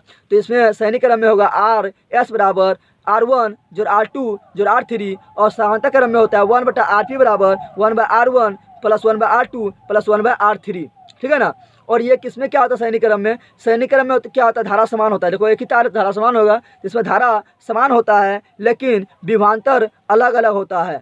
और यहाँ पर क्या होता है, यहाँ पर धारा अलग अलग होता है। यहाँ पर देखो अधिक तार फुटा हुआ है तो धारा अलग अलग होगा, लेकिन विभवांतर देखो दोनों सेम बिंदु ही है तो विभवांतर समान होगा। और घर में जो हम लोग तार को सजाते हैं वो समांतर क्रम में से आते हैं, क्योंकि इसमें से आने पर क्या होता है, वोल्टेज अधिक मिलता है। क्या मिलता है, वोल्टेज अधिक मिलता है। आगे बढ़ते हैं। अगला मेरा है एमीटर और वोल्ट मीटर। अच्छा, एमीटर का प्रतीक क्या होता है, ए, और यहाँ माइनस यहाँ प्लस, जैसे माइनस प्लस दोनों होता है, ठीक है ना, आगे माइनस इधर प्लस, ठीक है। और वोल्ट मीटर का प्लस होता है भी, माइनस प्लस। अब देखते हैं क्या, परिपथ में श्रेणी क्रम में जोड़ा जाता है। एमीटर को जो है परिपथ में श्रेणी क्रम में जोड़ा जाता है। क्यों बात करते हैं, क्यों, क्योंकि इससे धारा मापा जाता है। एमीटर से धारा मापा जाता है, विद्युत धारा मापा जाता है। तो विद्युत धारा मापने के लिए क्या करेगा, इससे सभी धारा को जाना चाहिए ना, इसलिए इसको श्रेणी क्रम में जोड़ा जाता है। अच्छा, एमीटर का प्रतिरोध क्या होता है, निम्न। प्रतिरोध निम्न इसलिए होता है क्योंकि इससे सभी धारा पास होना चाहिए। तो जितना धारा अधिक पास होगा उतना मापेगा तो प्रतिरोध निम्न होगा, इससे धारा अधिक पास होगा। तो एमीटर का प्रतिरोध निम्न होता है। और जो एमीटर से विद्युत धारा मापा जाता है, और विद्युत धारा जो मापते हैं वो किससे मापते हैं, तो एम्पियर में। तो वो जो स्केल होता है वो होता है एम्पियर। उसी प्रकार जो वोल्ट मीटर का संकेत है ये है। और वोल्ट मीटर को परिपथ में समांतर क्रम में जोड़ा जाता है। और वोल्ट मीटर का प्रतिरोध क्या होता है, उच्च होता है। जिससे क्या है, उच्च होने के कारण क्या होगा कि दो बिंदु के बीच जो है प्रतिरोध विभवांतर मापने में सुविधा होगा, इसलिए इसका क्या होता है, प्रतिरोध उच्च होता है। और इसको वोल्ट मीटर से क्या मापते हैं, वोल्ट मीटर से विभवांतर या विद्युत विभव या विद्युत वाहक बल को मापते हैं। और किसे मापते हैं, तो वो मापते हैं वोल्ट में। किसे मापते हैं, तो इसका स्केल हो गया वोल्ट। आगे बढ़ते हैं। विद्युत धारा से उत्पन्न उष्मा। तो विद्युत धारा से उत्पन्न उष्मा बराबर 4 सूत्र होता है, जिसको उष्मा को बोलते हैं एच मतलब हीट। एच बराबर मेरा पहला सूत्र होता है एच बराबर I² RT। आई मेरा क्या है, धारा, आर क्या है, प्रतिरोध, और टी क्या है, टाइम, एच क्या है, उष्मा। एच बराबर एक सूत्र और होता है VIT। एच बराबर और सूत्र होता है, एच बराबर होता है मेरा V² बटा R इंटू 2। और एच बराबर एक सूत्र और होता है, एच बराबर विद्युत शक्ति गुना टाइम, यानी जैसे शक्ति में टाइम से गुना कर देंगे तो वो बन जाएगा मेरा उष्मा ऊर्जा, ठीक है ना। अब देखते हैं यहाँ पर उष्मा का SI मात्रक क्या होता है। आपको परीक्षा में पूछता है कि 4 ऑप्शन दे देगा, बोलेगा इनमें से कौन सा सूत्र गलत है, तो आप लोग को कम से कम 3 को याद रहेगा तो ना बताइएगा कौन गलत है, ठीक है ना। आगे बढ़ते हैं। उष्मा का SI मात्रक जूल होता है। क्या होता है, जूल। SI मात्रक जूल होता है। लेकिन जब बात करें सीजीएस मात्रक का, तो सीजीएस मात्रक क्या होता है, किलोली होता है। और 1 किलोली बराबर कितना होता है, 1 किलोली बराबर होता है 4.186 जूल, जिसको हम बोलते हैं लगभग 4.2 जूल। अगर हम इससे टाइम को हटा देंगे, हर जगह से टाइम को टी हटा देंगे हर जगह से, तो ये मेरा शक्ति का सूत्र बन जाएगा, शक्ति का यानी विद्युत शक्ति का सूत्र बन जाएगा, ठीक है ना। आगे देखते हैं। आगे मेरा है जूल के नियम। तो जूल के 3 उष्मीय नियम होता है। पहला उष्मीय नियम क्या होता है, आपको अभी सूत्र बताए थे हम, क्या, H बराबर I² RT। इसी से तीनों सूत्र मिला है। क्या, देखो, जब R भी और T जब R एवं T दोनों साइलेंट हो जाएगा, यानी नियत हो जाएगा, तो जो शक्ति है, सॉरी जो उष्मा है वो क्या होगा, देखो यहाँ पर आई स्क्वायर बचेगा, तो जो उष्मा है वो सीधा क्या होगा, विद्युत धारा के वर्ग के, स्क्वायर मतलब वर्ग के समानुपाती होगा। पहला नियम ये है। दूसरा नियम में क्या है, आई एवं टी नियत है, दो दो को नियत करते जाना है, नियम बनते चला जाएगा। अब ये क्या किए हम, आई को और टी को नियत कर दिए, तो बचा मेरा क्या, आर, क्या बचा, आर, तो एच समानुपाती हो जाएगा आर, यानी प्रतिरोध बढ़ेगा तो उष्मा बढ़ेगा, और प्रतिरोध घटेगा तो उष्मा घटेगा। दूसरा नियम मेरा जूल का दूसरा नियम ये है। तीसरा नियम क्या है, तीसरा नियम में क्या किए हम, आई और आर को नियत कर दिए। अबरी क्या किए, आई को नियत कर दिए और आर को नियत कर दिए, तो बचा मेरा क्या, टी, तो एच समानुपाती हो गया टी, एच समानुपाती हो गया टी। तो जब आई यानी विद्युत धारा और प्रतिरोध आर नियत होता है, तो जो उष्मा उस चालक में उत्पन्न उष्मा होता है वो टाइम के समानुपाती होता है। ये था जूल के 3 ऊष्मीय नियम। आगे बढ़ते हैं, विद्युत शक्ति। विद्युत शक्ति यानी पी, विद्युत शक्ति यानी पी, तो पी बराबर क्या होता है, कार्य करने के दर, डब्ल्यू क्या है मेरा, वर्क, वर्क मतलब कार्य, तो कार्य करने की दर को विद्युत शक्ति कहा जाता है। ठीक है, तो ये परिभाषा से सूत्र प्राप्त हुआ मेरा डब्ल्यू बटा टी, ठीक है ना, और इसको बोलेंगे क्या, जूल बटा सेकेंड, कार्य का सहाय मात्रक जूल और टाइम का सहाय मात्रक सेकेंड, जूल बटा सेकेंड, और जूल बटा सेकेंड को ही बोलते हैं वाट, क्या बोलते हैं, वाट। तो शक्ति का सहाय मात्रक वाट होता है, वाट, शक्ति का सहाय मात्रक क्या होता है, वाट, जिसको बोलते हैं जूल बटा सेकेंड भी बोल सकते हैं। और पी बराबर यानी विद्युत शक्ति बराबर क्या होगा, P बराबर वी आई, P बराबर वी आई होता है, और P बराबर एक सूत्र और होता है वी स्क्वायर बटा आर होता है, और P बराबर एक और होता है आई स्क्वायर बटा आर होता है। और परीक्षा में इस तरह पूछा गया है कि 3 गो ये 1 2 3 दे दिया है और एक ठो गलत दे दिया है, और पूछ रहा था बताइए कि इनमें से कौन गलत है। तो आप लोग को जब तीनों याद रहे तो बता सकते हैं। देखो क्या किए हम, इसमें वी आई है, इसमें वी स्क्वायर बटा आर है, इसमें आई स्क्वायर बटा आर है, इसमें कहीं पर टाइम था, टाइम नहीं है। और जैसे देखो यहाँ पर हम टाइम दे दिए, यहाँ देखो आप लोग, जैसे यहाँ पर हम क्या क्या किए, इसमें टाइम जोड़ दिए, आई स्क्वायर आर में टाइम जोड़ दिए, वी आई में टाइम जोड़ दिए, वी स्क्वायर बटा आर में हम टाइम जोड़ दिए, तो ये मेरा क्या बन गया, उसमें वाला सूत्र, क्या बन गया, उसमें वाला सूत्र। ठीक है ना, आगे बढ़ते हैं। आगे मेरा है कि 1 किलोवाट, 1 किलोवाट का मतलब क्या होता है, 1000 वाट, 1000 वाट। और ये किसका मात्रक है, तो ये भी मेरा शक्ति का मात्रक है, क्योंकि लास्ट में क्या है, वाट, क्या है लास्ट में, वाट। तो वाट किसका सही मात्रक होता है, शक्ति का। अच्छा, 1 HP बराबर कितना होता है, तो 1 HP बराबर होता है 746 वाट। इसमें भी वाट लगा हुआ है, तो सिंपल सी बात है कि ये भी मेरा क्या है, विद्युत शक्ति का SI मात्रक, उसको बोलते हैं 1 हॉर्स पावर, एक अश्व शक्ति। लेकिन जब वाट के बाद लग जाएगा समय, वाट के बाद लग जाएगा समय, तो वो हो जाएगा मेरा विद्युत ऊर्जा, ऊर्जा, ऊर्जा का सूत्र हो जाएगा। ठीक है ना, ऊर्जा का SI मात्रक हो जाएगा। जैसे देखो यहाँ लिख दिए हैं, विद्युत ऊर्जा का SI मात्रक वाट के साथ लग गया घंटा, यानी टाइम आ गया ना, जैसे टाइम आ जाएगा तो मेरा ये शक्ति का SI मात्रक नहीं होगा, ये होगा विद्युत ऊर्जा का SI मात्रक। यहाँ भी देखो किलो वाट भी है, लेकिन आ गया घंटा, तो ये मेरा क्या होगा, शक्ति का SI मात्रक नहीं होगा, ये होगा मेरा विद्युत ऊर्जा का SI मात्रक। और जैसे ही टाइम को हटा देंगे तो फिर मेरा हो जाएगा शक्ति का SI मात्रक। ठीक है ना। अच्छा, 1 किलोवाट को हम 1 यूनिट भी बोलते हैं, और 1 यूनिट को हम 1 वोल्ट भी बोलते हैं, जिसको बोलते हैं बोर्ड ऑफ ट्रेड, जो मापते हैं हम लोग घर में। और 1 किलोवाट घंटा बराबर क्या होता है, 1 किलोवाट घंटा बराबर होता है 3.6 × 10⁶ जूल। काफ़ी इंपॉर्टेंट, याद रखना है। ठीक है ना, आगे बढ़ते हैं। अगला मेरा है विद्युत धारा के उसमें प्रभाव पर आधारित उपकरण। पूछा जाता है कि बताओ कि इनमें से कौन विद्युत धारा के उसमें प्रभाव पर उपकरण आधारित नहीं है। ठीक है ना, तो इस तरह क्वेश्चन पूछा जाता है। तो देखो जो मेरा और विद्युत धारा का उसमें प्रभाव उसमें क्यों उत्पन्न होता है, उसके लिए कौन उत्तरदायी है, तो उसके लिए जो उत्तरदायी होता है वो होता है प्रतिरोध। जिसका प्रतिरोध जितना अधिक रहेगा उसमें उष्मा जो है उतना अधिक उत्पन्न होगा, यानी वो उतना ज़्यादा गर्म होगा। ठीक है ना। देखते हैं हीटर जो मेरा है ये विद्युत धारा का उसमें प्रभाव पर आधारित है, क्योंकि इसमें क्या होता है, हीटर तो ताप पर चलता है, तो ये उसमें प्रभाव पर हो गया। आयरन जो है, आयरन जो करने वाला जो कपड़ा को हम इस्त्री करते हैं, तो वो मेरा क्या है, इसी पर आधारित है। रूम हीटर उसमें प्रभाव पर आधारित है। टोस्टर जो है, टोस्टर जिसको टेस्टर बोलते हैं, वो भी मेरा क्या है, उसमें प्रभाव पर आधारित है। सोल्डिंग रोड जो होता है वो भी मेरा उसमें प्रभाव पर आधारित है। और विद्युत बल्ब जो है, विद्युत बल्ब जलता है, जो टंगस्टन जो लगा होता है उसमें, जो उसका फिलामेंट जो होता है टंगस्टन, वो भी क्या है मेरा उसमें प्रभाव पर काम करता है। और फ्यूज भी मेरा क्या होता है, उसमें प्रभाव पर काम करता है, क्योंकि वोल्टेज बढ़ने से उष्मा बढ़ने पर क्या होता है, फ्यूज गल जाता है। ठीक है ना। और इसमें जो होता है, अब देखते हैं कि जो ये मेरा उसमें प्रभाव पर जो है जो उपकरण आधारित है उसका गुण क्या होता है। सिंपल सी बात है कि उसमें क्या चाहिए, उष्मा चाहिए, तो उष्मा के लिए प्रतिरोध जितना अधिक होगा उसका उतना उष्मा होगा। तो जो उपकरण होता है उसमें प्रभाव पर आधारित, उसका क्या होता है, प्रतिरोध बहुत अधिक होता है। और गलनांक क्या होता है, गलनांक भी बहुत अधिक होता है। ठीक है ना। गलनांक इसलिए अधिक होता है कि कहीं तुरंत गल न जाए, तुरंत अगर गल जाएगा तो सिंपल सी बात है तुरंत, लेकिन फ्यूज उसमें नहीं आता। फ्यूज थोड़ा अलग बताएंगे, जैसे ही तुरंत गल जाएगा तो क्या होगा, वो उससे मतलब हीटर उतर तुरंत गल जाएगा तो वो बेकार हो जाएगा ना, खाना फिर नहीं बन पाएगा ना। तो गलनांक क्या होता है, उच्च होता है, ठीक है ना। आगे बढ़ते हैं।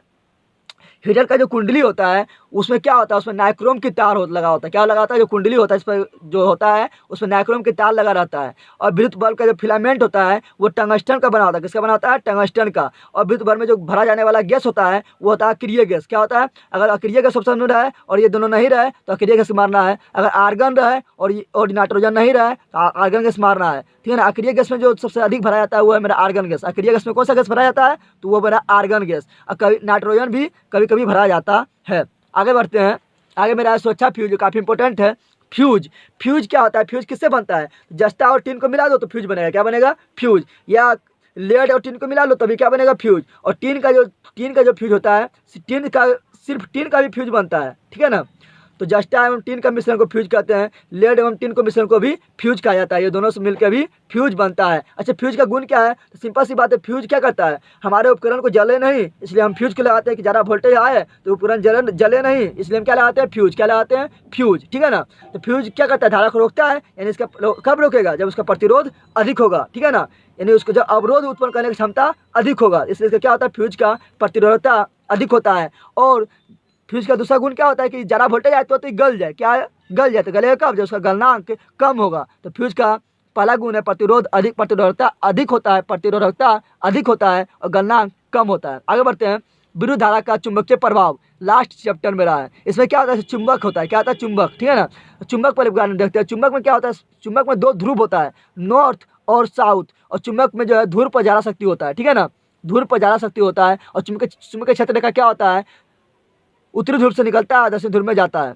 और अंदर जो है, बाहर से तो उत्तरी ध्रुव से दक्षिणी ध्रुव, और अंदर जो है दक्षिणी ध्रुव से उत्तरी ध्रुव की ओर जाता है, ठीक है ना। अब हम देखते हैं विद्युत धारा के ऊष्मीय प्रभाव का खोज किसने किया, तो ये किया था ओरस्टेड नामक वैज्ञानिक। काफी इंपॉर्टेंट, ओरस्टेड नामक वैज्ञानिक ने, ठीक है ना।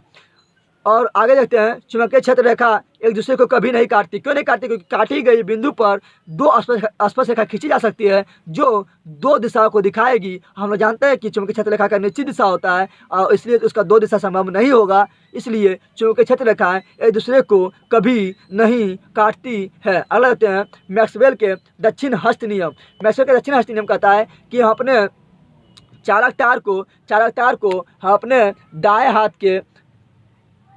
के मुट्ठी में इस प्रकार पकड़े कि अंगूठा ये अंगूठा जो देख रहे हैं, अंगूठा धारा की दिशा को दिखाए तो हाथ की जो अन्य अंगुलियां दिखाई दे रहा है, ये मेरा क्या होता है, ये मेरा चुंबकीय क्षेत्र के दिशा को दिखाता है। अर्थात इससे हमको चुंबकीय क्षेत्र की दिशा पता चला है। इसलिए जो मैक्सवेल का दक्षिण हस्त नियम है ये चुंबकीय क्षेत्र की दिशा बताता है। इससे चुंबकीय क्षेत्र की दिशा पता, अर्थात मैक्सवेल के दक्षिण हस्त नियम से चुंबकीय क्षेत्र की दिशा प्राप्त होती है। आगे बढ़ते हैं।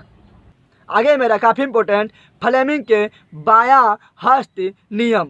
फ्लेमिंग के पहले बायां हस्त नियम को समझते हैं। फ्लेमिंग के बायां हस्त नियम क्या कहता है, देखो यहाँ पर हम आप लोग को दिखाई दे रहा है, ये मेरा क्या हो गया, ये मेरा अंगूठा है। क्या है, अंगूठा। और ये मेरा क्या है, मध्यमा अग्नि। और ये मेरा क्या है, तर्जनी, ठीक है ना।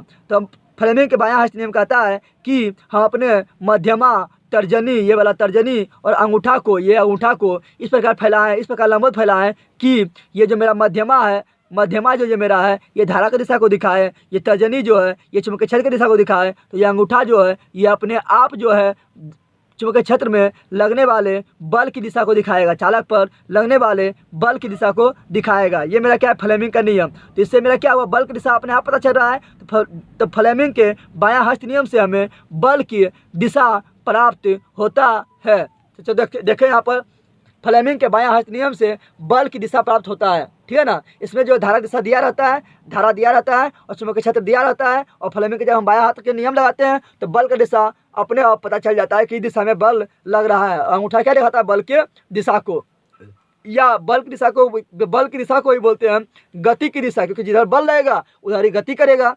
अगला क्या है कि फ्लेमिंग के बायां हस्त नियम पर कौन सा उपकरण आधारित है, तो फ्लेमिंग के बायां हस्त नियम पर जो मेरा विद्युत मोटर वो फ्लेमिंग के बायां हस्त नियम पर आधारित है। फ्लेमिंग के बायां हस्त नियम के रूल को फॉलो करके काम करता है। अच्छा, विद्युत मोटर क्या करता है, तो देखो यहाँ विद्युत लगा हुआ, क्या लगा हुआ है, विद्युत। तो इसमें विद्युत लगा हुआ है तो ये विद्युत ऊर्जा को बदलेगा, विद्युत ऊर्जा को बदलेगा। तो विद्युत मोटर विद्युत ऊर्जा को यांत्रिक ऊर्जा में बदलता है, याद रखना है। अब आता है फ्लेमिंग के दक्षिण हस्त नियम, यह भी काफ़ी इंपॉर्टेंट है। फ्लेमिंग के दक्षिण हस्त नियम से क्या होगा, ये मेरा इससे धारा प्राप्त होता है। क्या होता है प्राप्त, धारा, क्योंकि इसमें हम बल जो है पहले ही दे देते हैं और चुंबकीय क्षेत्र हम पहले ही दे देते हैं, तो धारा बच गया है तो धारा प्राप्त होगा। जैसे देखो फ्लेमिंग के दायां हस्त नियम या दक्षिण हस्त नियम आप लोग को दिखाई दे रहा है, ये मेरा अंगूठा, ये मेरा क्या है, ये मध्यमा है, और ये मेरा क्या है, तर्जनी है, और ये मेरा क्या है, अंगूठा है, ठीक है ना। तो हम अपने दाएं हाथ के मध्यमा, तर्जनी एवं अंगूठा को इस प्रकार फैलाएं, इस प्रकार लंबवत फैलाएं कि यदि तर्जनी चुंबकीय क्षेत्र के दिशा को दिखाए, अंगूठा चालक पर लगने वाले या अंगूठा चालक पर लगने वाले बल की दिशा को दिखाए, तो मध्यमा जो है अपने आप चालक के अपने आप विद्युत धारा के दिशा को दिखाएगी। और ये मेरा क्या है, फ्लेमिंग का दायां हस्त नियम, ठीक है। तो अब देखते हैं, तो यही लिखा हुआ है, फ्लेमिंग के दायां हस्त नियम से हमें धारा की दिशा प्राप्त होता है, ठीक है ना। क्योंकि हम जनरेटर जब स्टार्ट करते हैं क्या करते हैं, उसमें घुमाते हैं उसको, तो घुमाते हैं तो क्या देते हैं, बल देते हैं। तो बल जो पहले दिया रहता है पहले से ही दिया रहता है, और चुंबक उसके बीच में रहता है, तो चुंबकीय क्षेत्र भी पहले से है, तो धारा दिशा अपने आप पता चल जाता है। और ये क्या होता है, ये मेरा विद्युत जनित्र या डायनेमो या जिसको बोलते हैं जनरेटर, क्या बोलते हैं, जनरेटर, ये मेरा किस पर आधारित है, तो ये मेरा फ्लेमिंग के दक्षिण हस्त नियम पर आधारित है। अब ट्रिक बताते हैं, जो मेरा मोटर जो है इसको स्टार्ट करना काफ़ी आसान है, यानी ये मेरा क्या है, बायां हाथ का खेल है, तो ये मेरा फ्लेमिंग के बायां हस्त नियम पर आधारित है। और विद्युत जनरेटर जो होता है यानी विद्युत जनित्र जो होता है, इसको स्टार्ट करना क्या है, काफ़ी ताकत लगता है स्टार्ट करने में, यानी ये मेरा बायां हाथ का खेल नहीं है, ये मेरा दायां हाथ का खेल है, ठीक है ना। इसलिए ये जो डायनेमो या विद्युत जनित्र या जनरेटर जो है, ये मेरा क्या है, फ्लेमिंग के दायां हस्त नियम पर आधारित है।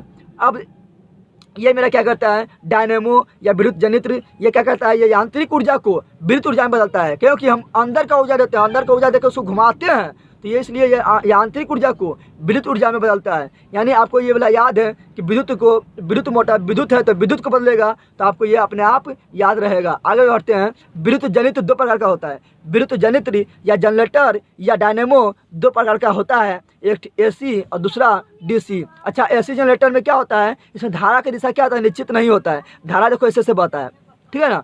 और जब धारा की दिशा निश्चित नहीं है, और इससे परिणाम की दिशा भी परिणाम भी है निश्चित कभी नहीं रहता है, ये परिणाम भी है क्या है, बदलता रहता है। धारा का जो परिणाम है वो भी हमेशा बदलता रहता है। देखो यहाँ पर क्या है, मिनिमम था, सबसे कम था, यहाँ पर सबसे अधिकतम हो गया, फिर धीरे कम के यहाँ पे मिनिमम हो गया, फिर धीरे अधिकतम हो रहा है नीचे, फिर बढ़ रहा है, फिर घट रहा है, ठीक है ना। इस प्रकार क्या होता है, इसमें परिणाम भी है घटते बढ़ते रहता है, और दिशा तो हमेशा बदल रहा है, दिशा तो कहीं निश्चित ही नहीं है।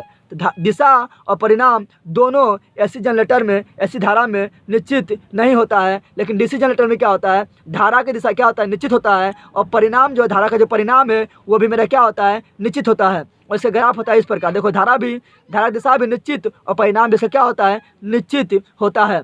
और AC जनरेटर में क्या होता है, AC जनरेटर में पूर्ण बलय होता है, इसमें जो है क्या होता है, तांबा का जो होता है पूर्ण बलय लगा हुआ होता है, और DC जनरेटर में अर्ध बलय लगा हुआ रहता है, ठीक है। आगे बढ़ते हैं, आगे देखते हैं, आगे मेरा क्या है, विद्युत चुंबकीय प्रेरण की खोज। अच्छा, ये काफ़ी इंपॉर्टेंट है, विद्युत चुंबकीय प्रेरण की खोज जो है माइकल फैराडे ने 1831 ईस्वी में किए थे, ठीक है ना। और विद्युत जनित्र जो या जिसको हम डायनेमो बोलते हैं या जनरेटर बोलते हैं, ये मेरा क्या है, विद्युत चुंबकीय प्रेरण पर ही आधारित है, विद्युत चुंबकीय प्रेरण पर ही कार्य करता है। इसलिए विद्युत जनित्र अर्थात डायनेमो की खोज किसने किया था, माइकल फैराडे ने किया था, याद रखना, फैराडे नामक वैज्ञानिक ने किया था। आगे बढ़ते हैं, अब समाप्त होने वाला, आगे मेरा है अस्थायी चुंबक जो है वो बनता है किससे, नर्म लोहे की, याद रखना है। और वो अस्थायी चुंबक बनता है नर्म लोहे की, अस्थायी चुंबक बनता है इस्पात की। और चुंबक में चुंबकीय क्षेत्र की दिशा क्या होता है, उत्तर से दक्षिण है, तो हम पहले बता चुके हैं। और विद्युत चुंबक जो बनता है, विद्युत चुंबक बनता है विद्युत के कारण। हम लोग जानते हैं जो करंट फ्लो होता है, तो चालक में तार जो होता है, तार में जो होता है खींचने का पावर आ जाता है, उसको बोलते हैं विद्युत चुंबक। तो विद्युत के कारण उत्पन्न चुंबक को विद्युत चुंबक कहा जाता है।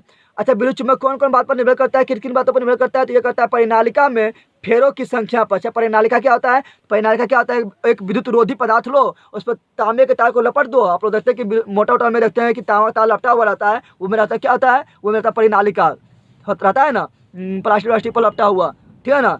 तो परिनायिका मेरा क्या है, विद्युत पदार्थ पर अगर तांबे के तार को लपट दिया जाता है काफ़ी मतलब उसको बोलते हैं परिनालिका। तो विद्युत चुंबक जो है मेरा ये डिपेंड करता है कि इस पर परिनालिका में कितना तांबा कि कितना तार लपटा हुआ है, यानी फेरों की संख्या पर।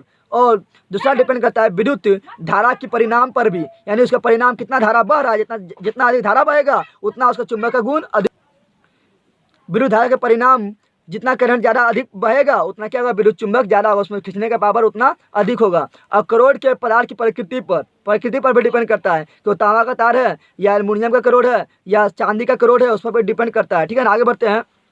आगे मेरा तार जो लगा हुआ रहता है, वो मेरा जो घर में जो तार यूज करते हैं हम लोग 3 प्रकार का होता है, लाल, काला और हरा। लाल को बोलते हैं विद्युतमय तार, काला को बोलते हैं उदासीन तार और हरा को बोलते हैं भू तार। ठीक है ना, यानी भूमि से संपर्क रहता है। विद्युतमय तार में क्या होता है, विद्युतमय तार से ही करंट आता है। ठीक है ना, और ये जो आता है 220 वोल्ट और 50 हर्ट्ज से, जो इंडिया में आता है करंट वो होता है 220 वोल्ट से 50 हर्ट्ज तक। अच्छा, स्विच किस में जोड़ा जाता है, तो स्विच जो मेरा जोड़ा जाता है वो विद्युतमय तार में ही जोड़ा जाता है, जिससे करंट फ्लो होता है वही तार में जोड़ा जाता है, यानी लाल तार में जोड़ा जाता है। और फ्यूज जो है मेरा, ये भी जो मेरा है ये लाल तार यानी विद्युतमय तार में ही जोड़ा जाता है।